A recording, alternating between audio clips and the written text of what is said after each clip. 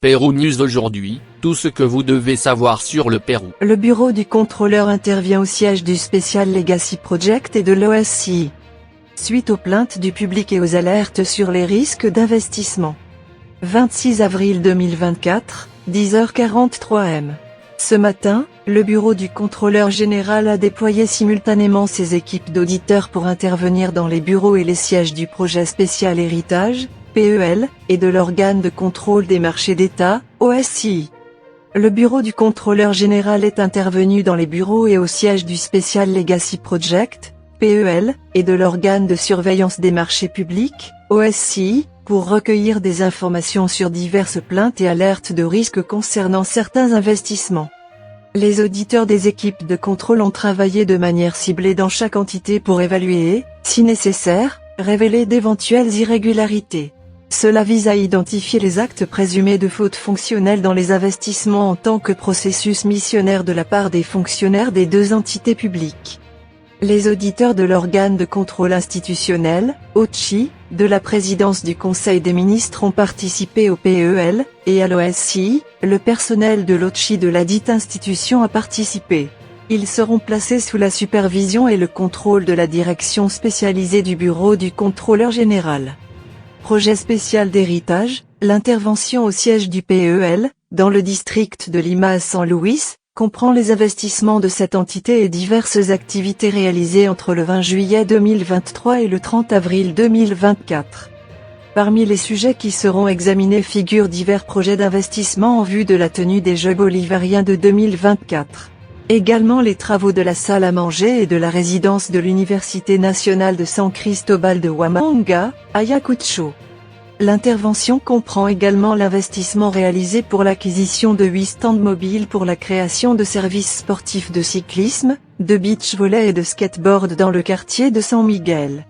D'autres questions à aborder sont celles de l'infrastructure sportive du centre de surf de haute performance sur la plage de Punta Rocas, dans le quartier de Punta Negra, ainsi que l'embauche de propriétaires et la nomination du personnel. Dans ce contexte, le directeur exécutif du PEL, Carlos Zegara, a jugé extrêmement positif de recevoir les représentants du bureau du contrôleur. Ils nous aideront à garantir que toutes les actions de gestion sont menées de manière claire, propre et transparente, a-t-il indiqué. Il a précisé que le bureau de contrôle institutionnel qui sera mis en place pour que le bureau du contrôleur accomplisse son travail sera situé au Vélodrome. Le personnel qui y travaille aura accès à l'ensemble du dossier documentaire et de la base de données, ainsi qu'à la comptabilité et aux finances de cette entité. Quant à l'OSCI, des informations et des documents liés au fonctionnement du système électronique d'achat et de passation de marché de l'État sont collectés, suite à la suspension de la fourniture d'électricité et à ses effets sur la continuité des processus de sélection effectués pour le secteur public. L'enquête portera également sur la légitimité des tirages au sort électroniques effectués dans le cadre d'arbitrage simplifié, qui ont généré des plaintes du public. De même, les procédures de la direction du registre national des fournisseurs seront évaluées pour élargir la catégorie des consultants en construction et augmenter leur capacité maximale de passation de marché. Cela aurait abouti à l'attribution du marché à des entrepreneurs qui ne possédaient pas l'expérience requise pour des travaux et des investissements publics très complexes.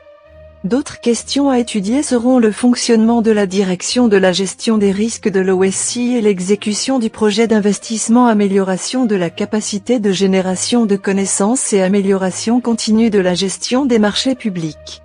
À cet égard, l'OSCI a indiqué à travers ses réseaux sociaux qu'elle apportera le soutien institutionnel nécessaire au bureau du contrôleur dans les enquêtes qu'il mène.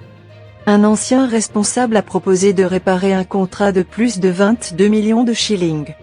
Comme l'a révélé la República, le président du comité d'appel d'offres pour le projet de construction de la salle à manger de l'Université San Cristóbal de Huamanga, Javier Villanueva Loyola, a demandé que l'attribution d'un travail de 22,4 millions de US 22,4 millions à une entreprise soit guidée par le soumissionnaire.